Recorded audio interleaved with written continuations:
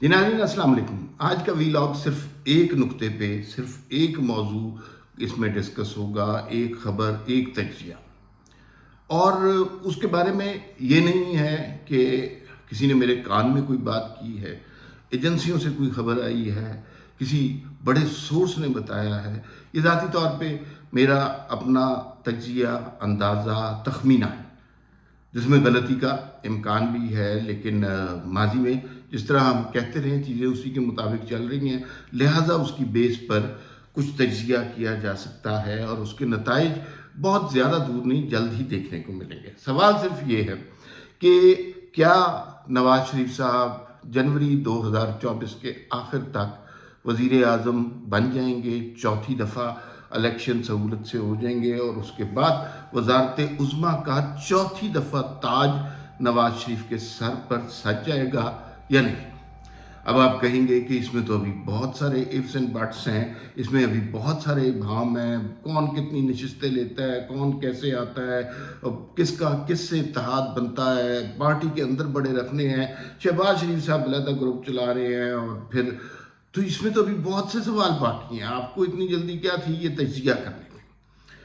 اس کی ریزن یہ ہے کہ بنیادی طور پر کچھ عرصے سے جو کام ہو رہے ہیں وہ ہم یہ اگر کہیں تو شاید تھوڑا سا غلط ہو کہ نواز شریف کی مرضی سے ہو رہے ہیں، لیکن نواز شریف کے ساتھ جو زیادتیاں کی گئیں ان زیادتیوں کو رفع کرنے کے لیے ہو رہے ہیں. چاہے وہ کام عدالت کے ہوں، چاہے وہ کام میڈیا کے ہوں، چاہے وہ کام امیگریشن کے ہوں، چاہے وہ تعلقات اسٹیبلشمنٹ کے ساتھ ہوں، چاہے وہ بیانیہ ہو عدالتوں کا. یوں لگتا ہے کہ وہ جو ماضی میں جو کچھ ہوا اس کو ٹھیک کیا جا رہا ہے. ہم اس سے قطعاً یہ مراد نہیں لے سکتے کہ نواز شریف صاحب کو ریلیف دیا جا رہا ہے. اس بات کو ہم اس طرح ضرور کہہ سکتے ہیں کہ نواز شریف صاحب کو دیر سے انصاف دیا جا رہا ہے. ریلیف شریف کوئی نہیں ہے، ان کو ریلیف نہیں ملا تھا، ان کے ساتھ زیادتی کی گئی تھی، پہلے انصاف نہیں ہوا تھا، بے انصافی ہوئی تھی، اور اب انصاف کرنے کی کوشش کی جا رہی ہے.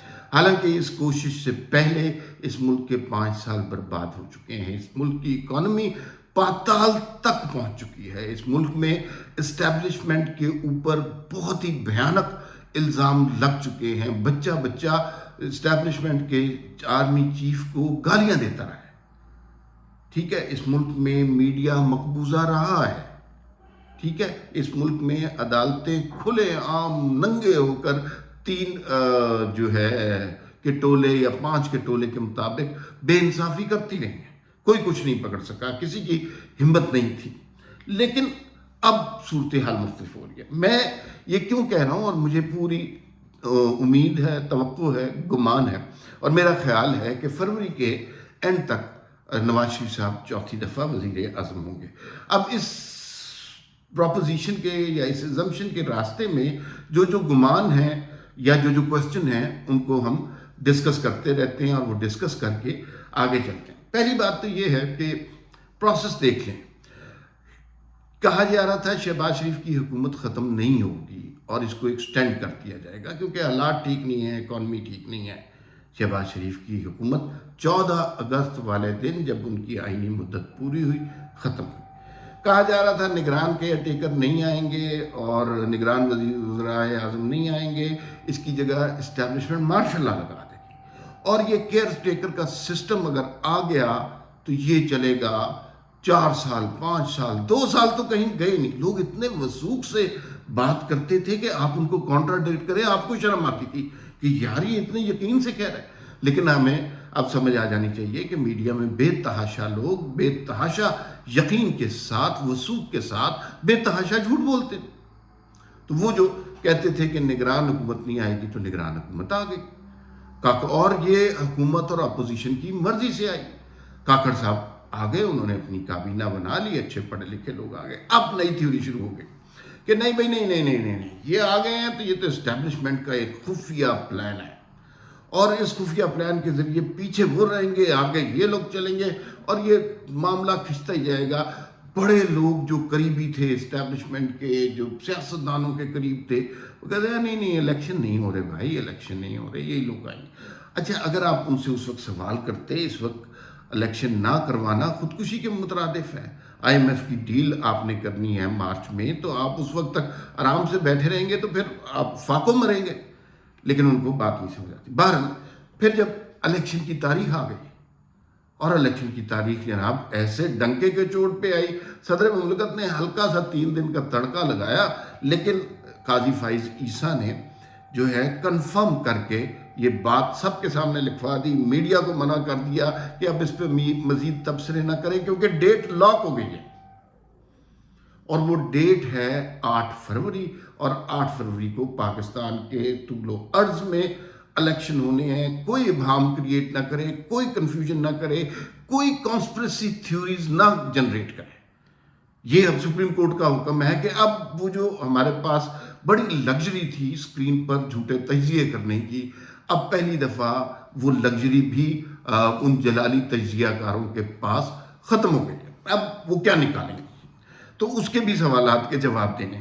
اب انہوں نے کہنا ہے کہ نواز شریف کے اوپر تو ابھی بہت سارے کیسز ہیں، وہ کیسز ختم ہی نہیں ہوں گے، اگلے 2 سال وہ کیسز نہیں ختم ہوں گے، لہذا نواز شریف وزیر اعظم نہیں بن سکتے۔ میں، آپ اور ہمارے سننے والے اور اس ملک کے عوام جانتے ہیں کہ یہ تمام کے تمام کیسز کسی کرپشن کی بنا پر نہیں بلکہ سیاسی بنیادوں پر بنائے گئے تھے۔ یہ تمام کے تمام کیسز عمران خان کو لانے کے لیے بنائے گئے تھے، اور کوششیں کی گئی تھی کہ نواز شریف اور مریم نواز، یہ 2 لوگ ہیں جن کا پل ہے سب سے زیادہ، وہ الیکشن کے وقت جیل میں ہوں، اور یہی کر کے دکھائے، اس لیے کہ اگر وہ الیکشن کے وقت جیل میں نہ ہوتے تو الیکشن پھر بھی لے دے جانا تھا انہوں نے۔ عمران خان اتنی بڑی قوت نہیں تھے، اور پھر نتائج بہت مختلف ہوتے، اور بقول فیض حمید اور شوکت عزیز صدیقی کہ ان کی 2 سال کی محنت بلکہ 2 دہائیوں کی محنت برباد ہو جانی چاہیے تھی۔ تو کیسز کے فیصلے کیسے ہوں گے؟ نواز شریف بے نظیر پر کیسز بنے کہ یہ ملک میں سیاست نہیں کر سکیں گے، 21 سال نہیں کر سکیں گے۔ ضیاء الحق نے کہا پیپلز پارٹی ختم ہو چکی ہے اور یہ سیاست میں حصہ نہیں لے سکتی، اور جب کیسز ختم ہونے پر آئے، ایک دن میں ایک فیصلے سے، ایک عدالت کے ذریعے یہ سارے کیسز جو بوگس ہوتے ہیں، سیاسی بنیادوں پر بنے ہوتے ہیں، وہ ختم ہو گئے۔ ابھی دیکھیے قاضی فائز عیسیٰ کی عدالت سے ہی آپ دیکھیے گا کہ ان بہت سارے کیسز کے فیصلے ملیں گے یا ان کی تائید سے ملیں گے، کیونکہ وہ جانتے ہیں کہ ہم نے سیاستدانوں کو عقوبت گاہوں میں رکھا اس لیے کہ وہ جمہوریت کی بات کرتے تھے، آمریت کے سامنے ڈٹ جانے کی اپنی سی کوشش کرتے تھے۔ تو خیر، عدلیہ بھی ایک پیج پہ ہے، اور پھر آپ دیکھیے گا نواز شریف صاحب کے کیسز بھی ختم ہو جائیں گے۔ جب کیسز ختم ہو جائیں گے، 10 نومبر سے انہوں نے جلسے جلوس شروع کر دینے ہیں۔ اچھا، ابھی ایک آپ نیا واقعہ سنیں گی کہ ٹکٹوں کا فیصلہ ہو رہا ہے، اور اسحاق ڈار صاحب الیکشن کمیشن، وہ الیکشن سیل کے ہیڈ بن گئے ہیں اور ٹکٹوں کے فیصلے کریں گے۔ تو یہ اندر کی خبر میں آپ کو بتا رہا ہوں، یہ ٹکٹوں کے فیصلے ابھی نہیں کریں گے، یہ ٹکٹوں کے فیصلے لندن سے کر کے آئے ہیں۔ یہ انتہائی پلان سموتھ طریقے سے ساری چیزیں ایک خاص منصوبے کے تحت چل رہی ہیں کہ سارا کچھ جمہوریت کے مطابق بھی لگے اور ماضی کے عمران خان کے دور حکومت کے زہریلے اثرات بھی ختم ہو جائیں۔ تو ٹکٹوں کے تو فیصلے ہو چکے ہیں، 10 نومبر سے وہ جلسے جلوس شروع ہونے لگ گئے ہیں۔ مسلم لیگ نون کی تیاری، جو لوگ کہتے تھے نا کہ نون لیگ تو انٹرسٹڈ ہی نہیں ہے وہ الیکشن ہو، بھائی ایک سیاسی جماعت اگر الیکشن میں حکومت میں انٹرسٹڈ نہیں ہے تو اس سیاسی جماعت کو ڈوب کے مر جانا چاہیے۔ سیاسی جماعت حکومت میں دلچسپی، الیکشن میں دلچسپی رکھتی ہے، اس لیے کہ اسی کے ذریعے۔ اچھا، دوسری بات، الیکشن کے نتائج کیسے ہم پریڈکٹ کر سکتے ہیں؟ نواز شریف صاحب کیسے وزیر اعظم بن جائیں گے؟ دیکھیے، ایک بڑا اتحاد بن سکتا ہے پیپلز پارٹی کا اور پی ٹی آئی کا۔ اگر یہ اتحاد بن گیا، ان دونوں جماعتوں کو نقصان ہوگا۔ پی ٹی آئی والے ذہنی طور پر ہر جماعت، سیاسی جماعت سے باغی ہیں، وہ برداشت نہیں کریں گے پیپلز پارٹی کے، کیونکہ وہ اس پہ تو وہ کرپشن کے نعرے لگاتے رہے ہیں، اور جو پیپلز پارٹی والے ہیں وہ بھی عمران خان جس نے ماں بہن کی گالیاں دیں اسے برداشت نہیں کریں گے۔ یہ 2 جماعتوں کا ایک ناکام اتحاد ہو جاتا ہے۔ تو اس سے ان کو آپس میں نقصان ہوگا. باقی ایز سچ اپوزیشن اب کوئی نہیں ہے. پنجاب میں پیپلز پارٹی نہیں ہے, پنجاب میں تحریک انصاف کا دور ختم ہو گیا ہے, کینڈیڈیٹس نہیں مل رہے, الیکشن نہیں لڑ رہے, تو پھر کس نے جیتنا ہے؟ کے پی کے میں پیپلز پارٹی کا رول کم ہوتا جا رہا ہے, جے یو آئی کے ساتھ نون لیگ کا اتحاد ہو سکتا ہے. سندھ میں ضرورت ہے اس وقت نون لیگ کی, اور وہاں کے لوگوں کی خواہش ہے کہ نون لیگ وہاں آ کر جلسے جلوس کرے, پولیٹیکل ایکٹیویٹی کرے. بلوچستان میں یہی ہوتا ہے کہ جہاں پر فیڈرل میں سیاسی قیادتیں زیادہ زور پکڑتی ہیں, جس طرف کی ہوا چلنی شروع ہوتی ہے, تو بلوچستان کے زیادہ تر سردار اس ہوا کے ساتھ اڑتے اڑتے فیڈرل حکومت کے ساتھ تعلقات بناتے ہوئے وہ جناب بلوچستان میں حکومت بنا لیتے ہیں. تو ایز سچ کوئی رکاوٹ, کوئی رخنا, کوئی پتھر, کوئی خندق رہ نہیں گئی. سارے معاملات کچھ اسلوبی سے طے ہو رہے ہیں, اور جو تجزیہ کار اس سے مخالف بات کرنے کی کوشش کریں, تھوڑا سا سمجھ جائیں کہ ان کا اپنا باعث ہے, یا وہ ریالٹی چیک نہیں کر رہے, یا وہ صورتحال کو سمجھ نہیں رہے کہ یہ ملک اب بدل چکا ہے. عمران خان کے دور والی تھیوریاں پیش کرنا بند کریں.